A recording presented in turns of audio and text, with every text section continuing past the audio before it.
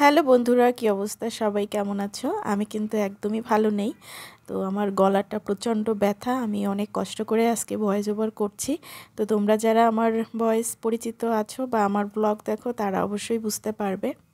মনে হচ্ছে যে সন্ধ্যার ভেতরেই জ্বর আসবে এমন লাগছে। পুরো মুখের ভিতরে, সমস্ত শরীরে খুবই খারাপ লাগছে। তো সকালবেলায় বুঝতে পারছিলাম না কি দিয়ে খেলে ভালো লাগবে, মানে মুখে এক ফোঁটাও রুচি নাই।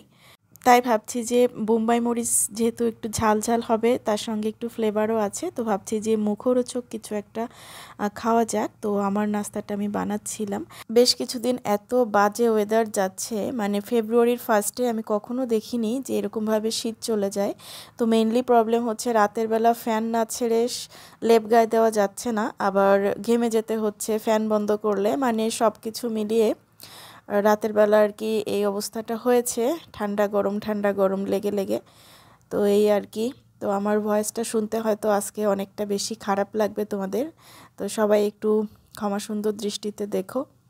আর এখানে হচ্ছে আমি রাতের কিছু ভাত ছিল, তো রুটি পরোটা কিছুই খেতে ইচ্ছে করছিল না আমার। তো ভাবছি যে সবজি দিয়ে একটু ঝাল ঝাল করে ভাতগুলো ভাজি করে খাই। তো যে জ্বর জ্বর হচ্ছে, ভাতটা ভাজি করে খেলে একটু ভালো লাগবে। আর এখানে হচ্ছে বোম্বাই মরিচ আর ধনিয়া পাতা দিয়ে দিলাম। মরিচের ঝাল প্লাস ফ্লেভার আমার অনেক ভালো লাগে। তো এই তো আমার খাবারটা রেডি হয়ে গেছে, আর হাজব্যান্ডেরটা আমি এখন রেডি করে নিচ্ছি। শরীর ভালো না থাকলে কোনো কাজেই শান্তি পাওয়া যায় না। তো এখানে আমি দাঁড়িয়ে দাঁড়িয়ে এগুলো করছিলাম, এতেও আমার অনেকটা পরিমাণ কষ্ট হচ্ছিল। আর এই তো এখন আমরা খেয়ে নিব সকালের খাবারটা।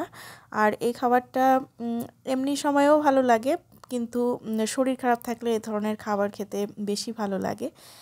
আর এরপরে হচ্ছে দুপুরবেলার রান্না বান্না শুরু করব। তো আমার কাজের সুবিধার্থে আমি সবসময় কাটাকুটো করে তারপরে রান্না করি। তো এখানে হচ্ছে টমেটো ভাজি করব, আর এই যে মাছগুলো আমি ভাজি করে তারপরে ফ্রোজেন করে রেখেছিলাম যাতে তাড়াতাড়ি বার করে নেওয়া যায় আর তরকারিতে দেওয়া যায়। তো এখানে হচ্ছে বেতো শাক ভাজি করব, আর বেগুন আলু দিয়ে এই মাছটা দিয়ে আর কি একটু পাতলা করে ঝোল করব। আর টমেটোটা একটু টক আছে যেহেতু কাঁচা, তো মুখে ভালো লাগবে। আর এখানে হচ্ছে লঙ্কা ফোড়ন দিয়ে দিলাম শাকটা ভাজি করার জন্য। আর আমি সবসময় বলে থাকি যে আমরা শাক সবজি এগুলোতে আসলে পেঁয়াজ রসুন খাই না। তো এটা শুধুমাত্র লঙ্কা ফোড়ন দিয়েই কিন্তু ভাজি করে নিয়েছি।